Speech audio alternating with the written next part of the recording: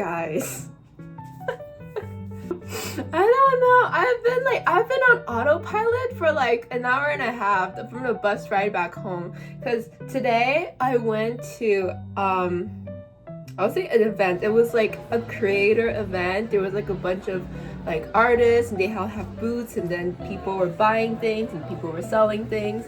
It's like that place is like in Midtown, and I live somewhere up, so it's like I have to take a whole hour of bus back to there and then come back. And then I didn't even stay there that long because you know, everybody had such good merchandise, like art, the prints. Everybody was so talented. I never knew. Well, actually, I already knew. Toronto has such good artists in like every category possible. But I'm just there like, guys, I'm kind of broke. Why are you selling an art print for $20?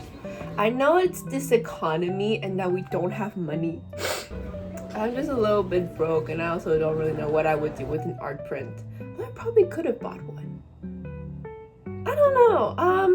I had a budget of $10 today.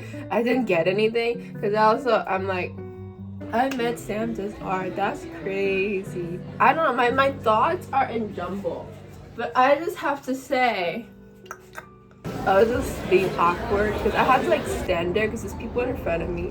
I was like, I'll wait. I don't know what to do. Like, I just stood there, and at some point he was like, "Can I help you?" And I was like, "Hi." Legally the most socially awkward person I've been. I did something.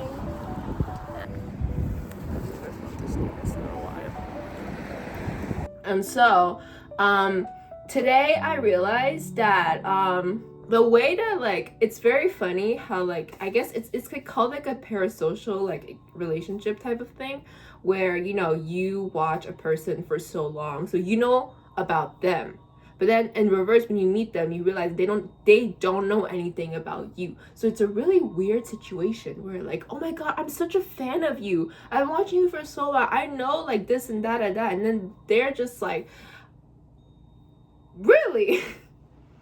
So it's a really weird dynamic. And then I'm just there like, okay, so I have to like, you know, kind of remember that. So then I kind of have to just, you know, say, well, I've been a big fan of you, and yeah, just this is incredible. Like just everything you do, this situation, everything just incredible. And I'm also in like, I don't know, I'm just kind of like, wait, next time I will bring money, and and I will be less awkward.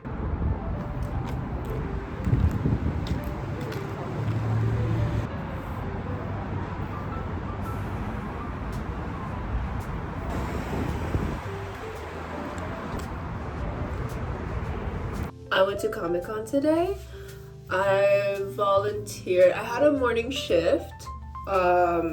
Morning shift means like I was there from like 9:30. I was late, guys. I can't like get ready in the morning and not be late. Like at this point, my punctuality is just like dead and gone. Because my zone, so it's technically the family zone, but they renamed it for some odd reasons. It's called the Friendverse, and it's just basically the place where like family and kids all come, and then there's like activities.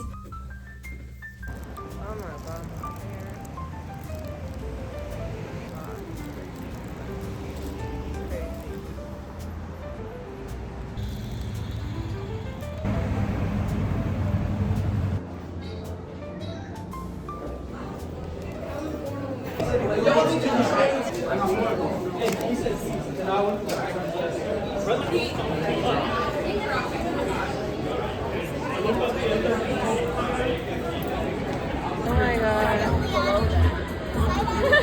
I was just like helping like smaller children make bracelets. There were a lot of people. A lot of people like to make bracelets. I did not know that. I did not know that until today. That making bracelets was something that people wanted to do, and it was actually fun. You know, I didn't know that for odd reasons. I have to say that I'm quite a professional at making bracelets. I mean, once you've made 100 bracelets in your life, I'm pretty sure you can be considered somewhat of a professional. So yeah, great for having me there. It was really great. Yeah, it was really fun. And then after my shift, I got to walk around the, what do you call it? I got to walk around like the show place because the way the Comic-Con is like made is like there's like upper floor where it's like, I guess the vendors and all of like the fun parts, where you like the shopping places. There's Artist Alley, and then there's, I think there are also celebrities, and there's also like signing, but that's just like that kind of like, there's like booths, like the booths part.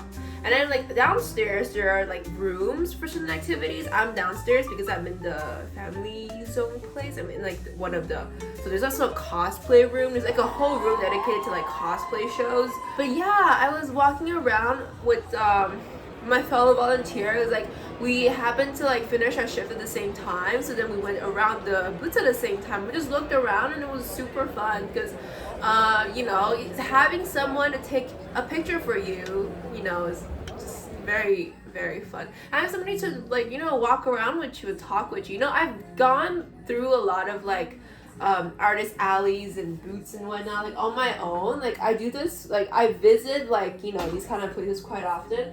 And I do feel like, you know, sometimes when you have a person with you to take your photos or to talk with you, it makes the experience very enjoyable. Like once you step into an artist alley, it's like the creativity, the colors, the passion just engulfs you, and you kind of sort of forget about like the prices. Also small businesses, like you're supporting small businesses, so I say that artist alleys are not meant for me. But I do like walking through them. And they inspire me. I think the way that artist alleys work for me is like they inspire me. They make me want to work hard on my art, not necessarily as a consumer. And then basically on March 14th, so there's Toronto Comic-Con. Comic-Con is so fun because like I go there as crew, so I go there as volunteer, and basically that means I get a free show for 3 days straight. Like I can go on all the days. Like after my shift's done, I'm good, I'm free, and I can go beat about bada boom. Yeah, so I feel like crew is just like a hidden word for VIP, honestly, because like, you know,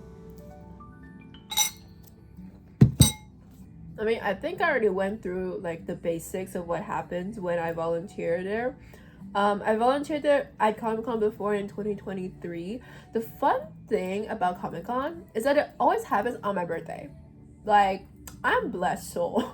So while volunteering, I met this girl who was in the same zone as me, and after we finished our shift at the same time, we went around like Artist Alley and basically the show place like together, and we took some photos.